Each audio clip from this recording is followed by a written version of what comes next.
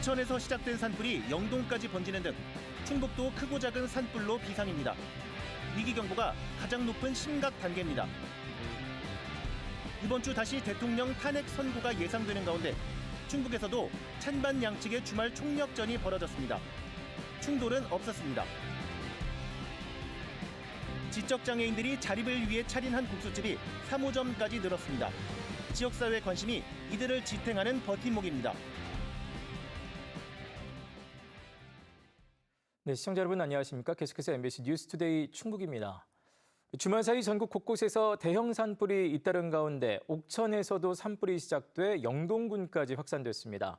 산불 대응 2단계가 발령됐고 일부 주민들은 대피하기도 했는데요.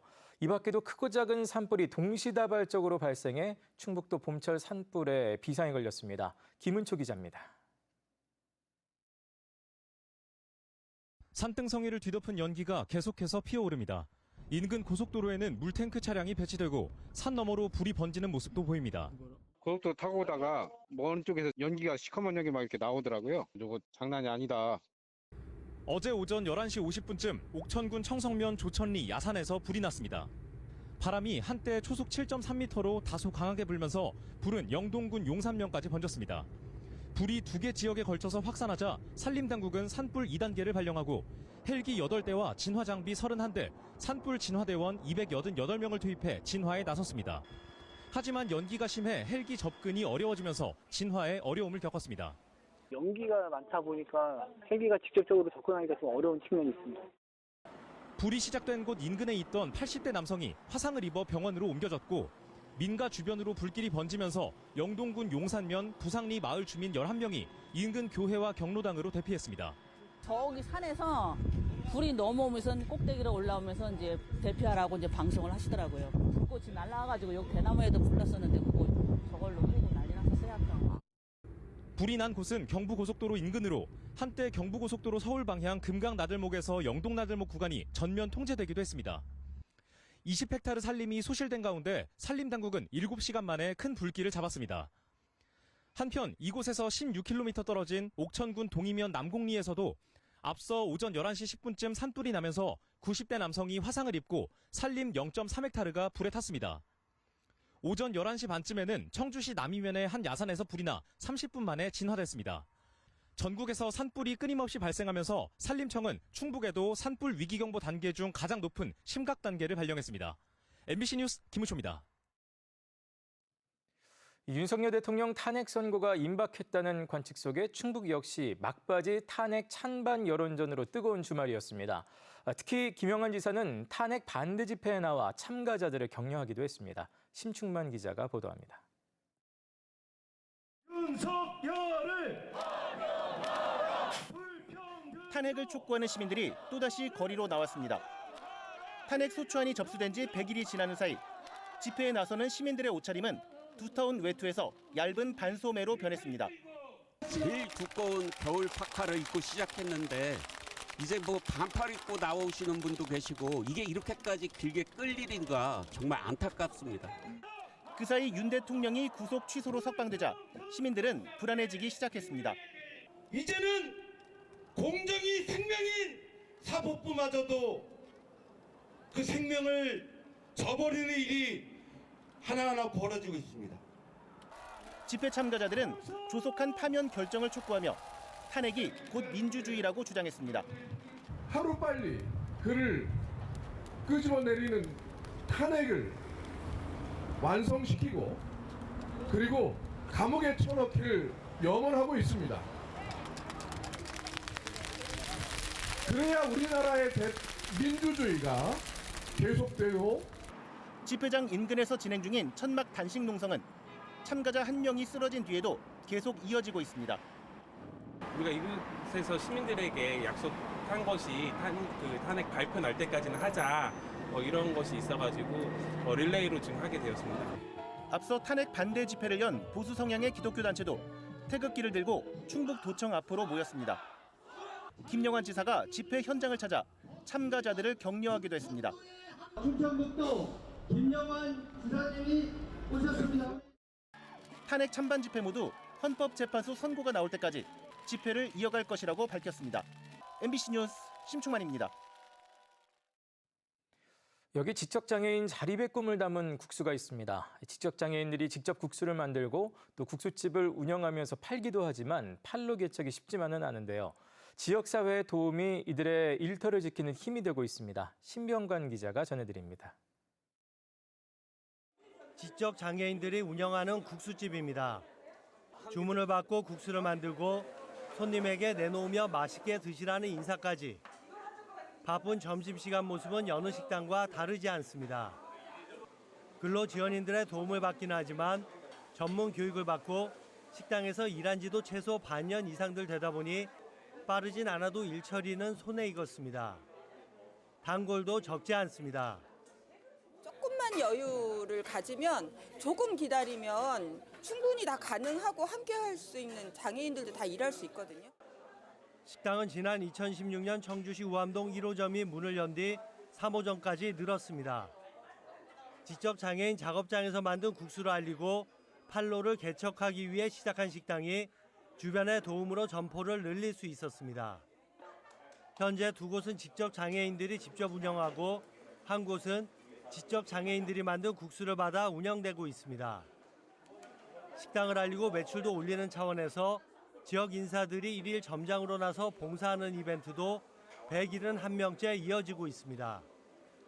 열심히 하고 있고 또 오랫동안 해왔던 데가 여기 담쟁이 국수고 우리도 국수집이든 뭐 농업이든 다양한 부분으로 지금 직업재활을 고민하고 있는데 다만 판로 개척은 여전히 어려운 숙제입니다. 초기만큼의 관심이 모아지지 않다 보니 최근 작업장에서는 일주일에 하루 정도만 국수를 만들고 다른 일을 늘려가고 있습니다. 식당도 장애인 시설 설치 등을 고려해 모기 좋은 곳을 택하기 쉽지 않아 손님을 늘리는 데 한계가 있습니다. 저희가 이제 좀 더 많이 행사를 하고 준비를 하면서 이제 네트워크도 구성을 해서 더 많이 퍼져 나가면 이제 그런 것들이 조금 더 도움이 되지 않을까 싶습니다. 최고의 복지라는 일자리는 장애인들에게 더욱 간절합니다. 어렵게 만든 자립의 공간을 지키기 위해 고군분투하고 있는 장애인들에게 지역사회의 따뜻한 관심이 좀 더 필요한 시점입니다. MBC 뉴스 신병관입니다. 괴산군이 대규모 하수도 정비 사업에 나섭니다. 현재 5곳에서 하수 정비 사업을 벌이고 있는 괴산군은 2,117억 원을 들여 신기와 후영, 백봉 등 13개 지역을 추가로 정비하기로 하고 설계와 하수도 기본계획 변경을 협의하고 있습니다. 특히 지난해 7월 집중호우로 큰 피해를 입은 불정면 목도리 일원은 환경부의 대규모 도시 침수 예방 사업 대상지로 선정돼 267억 원이 투입될 예정입니다. 상수도가 공급되지 않던 청주 외곽 지역에 순차적으로 수돗물이 공급됩니다.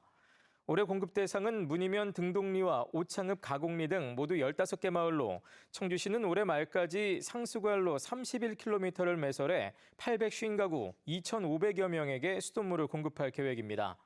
상수관로가 설치된 지역에서 급수를 원하는 시민은 청주시 상수도 사업본부에 별도로 신청해야 합니다. 지난 2021년 정부가 철거를 결정했다가 다시 가동을 추진 중인 세종보가 있습니다. 정부와 환경단체 그리고 여기에 지역 정치권까지 재가동을 놓고 찬반이 맞서고 있는데요. 최민호 세종시장까지 나서 세종보의 재가동을 촉구하고 있습니다. 김성국 기자가 보도합니다. 지난 2021년 문재인 정부 시절 철거하기로 결정한 금강 세종보. 그러나 2년 뒤 윤석열 정부가 수문을 닫고 강에 물을 채우는 세종보 재가동 추진에 나섰습니다. 금강에 물을 채워 관광산업과 용수이용 등을 활성화한다는 겁니다. 하지만 환경단체 등에서 보를 가동하면 물이 고여 생태계와 환경이 파괴된다는 반발이 일면서 지역 정치권까지 갈라졌습니다. 시의회에서 지난해 10월 세종보 재가동 철회 촉구 결의안이 채택된 지 5개월 만에 정반대의 결의안이 발의됐습니다. 방축전과 제천 등의 인공하천에 활용하는 일생활권 인근의 시민들, 나아가 금강수자원을 더 많이 활용할 미래의 세종시를 위한 해당 결의안은 의원 과반의 찬성표를 받지 못해 결국 부결됐는데 하루 만에 최민호 시장이 보호 재가동을 촉구하고 나섰습니다. 최 시장은 친수 공간을 확보해 지역 경제 활성화 효과가 큰 데다 수 생태계를 해치지도 않는다고 강조했습니다. 수량이 많아지면 서식동물의 수가 많아지면 많아졌지 어떻게 적어지겠습니까? 오히려 신환경적인 조건으로서 생태적인 부분에도 저는 효과가 지난해 4월부터 세종보 제가동에 반발해 천막 농성을 시작한 환경단체는 과학적 근거 없는 거짓 선동이라며 최 시장을 거세게 비판했습니다. 물고기들의 다양성이라든지 이런 부분이 굉장히 줄어들었는데 지금 같은 경우에는 멸종위종 1급 미호종계라든지 흰수마자라든지 그런 생물종들이 굉장히 다양하게 서식을 하고 있습니다. 지난해 30억 원을 들여 보수 공사를 마친 세종보는 지난 17일부터 수문을 여닫는 동작 시험이 진행되고 있습니다. 수문을 열고 닫는 정기 점검은 오는 28일까지 예정된 가운데 세종보 제가동을 둘러싼 갈등은 더욱 커질 것으로 보입니다. MBC 뉴스 김성국입니다.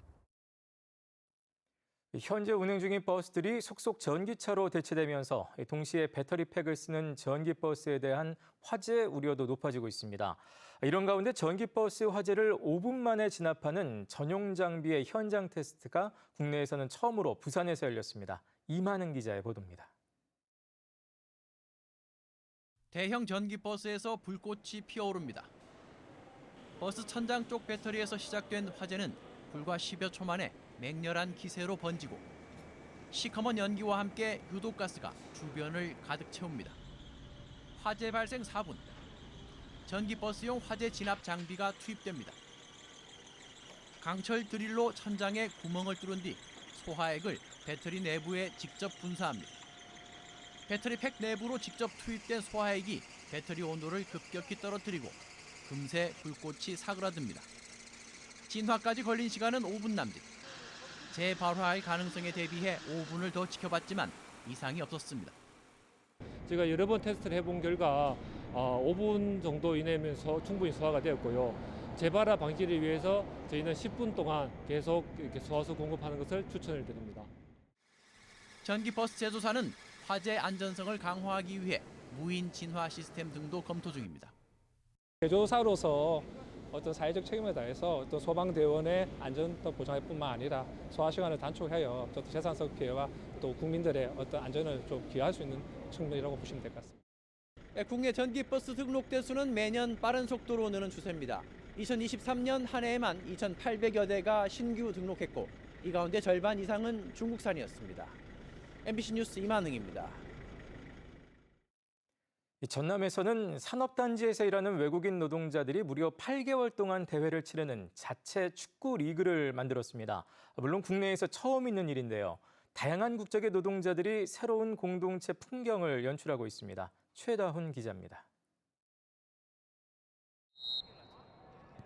어둠이 내린 시간, 심판의 휘슬 소리에 리그 첫 경기가 시작됐습니다. 개막전은 태국과 네팔입니다. 전남 영암의 대불 국가산업단지에서 근무하는 외국인 노동자들이 미니 월드컵을 시작한 겁니다. 일주일 동안 일하고 뭐 스트레스 같은 거 풀리고 위해 또 자주 이런 경기가 시작하면 재밌어요.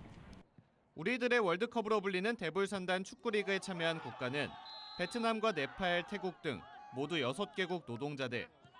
나라별로 30명씩으로 팀을 구성해 오는 11월까지 모든 팀이 경기를 치러 순위를 정하는 리그 방식입니다. 모든 경기는 일을 마친 뒤 야간 경기로 치러집니다. 산단 입주기업이 꾸린 협동조합과 복합문화센터가 지원에 나서 심판교육 등 철저한 준비 과정을 거쳤습니다. 처음에는 걱정이 됐지만 열심히 하겠습니다. 대불 국가산업단지에서 일하는 인력은 16,000여 명으로 이 가운데 외국인 노동자가 50%를 넘어섰습니다. 리그 창설을 주도한 산단협동조합은 스포츠를 매개로 외국인 노동자들이 좀 더 빨리 적응하고 산업 현장 공동체 구성원들의 화합을 기대하고 있습니다. 언어를, 국가를 떠나서 스포츠로 하나 되는 모습을 보여야지 더 화합이 되고 더 단결이 될 것 같아서 이 축구단을 창립을 하게 됐습니다. 국내에서 처음으로 시작된 외국인 노동자들과 지역 공동체가 함께하는 대불산단 축구리그. 리그가 펼쳐지는 매주 화요일과 수요일은 외국인 노동자들에게 특별한 날이 됐습니다. MBC 뉴스 최다운입니다.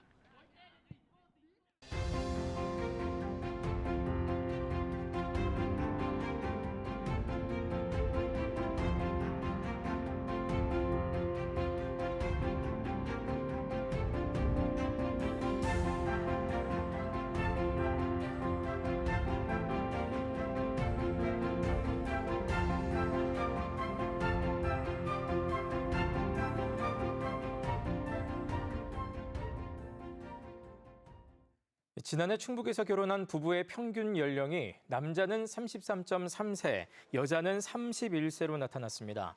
통계청이 집계한 혼인 통계를 보면 충북의 초혼 평균 연령은 전년도와 비교해 남자는 0.1세 빨라졌고 여자는 0.2세 늦어졌습니다.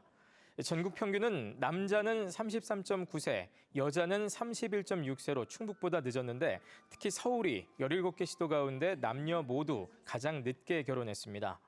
한편 충북의 평균 재혼 연령은 남자 51.5세, 여자 47.4세였습니다.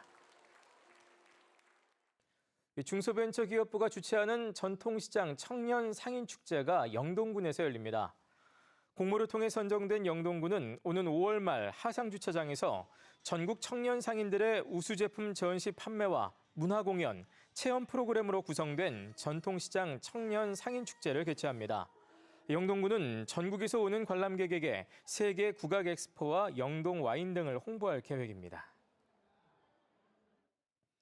충북교육청 특수교육원이 장애에 대한 이해를 높이기 위해 청소년들이 함께 성장하는 과정을 그린 장애공감 교육용 영화를 제작하기로 하고 출연할 학생들을 공개 모집합니다.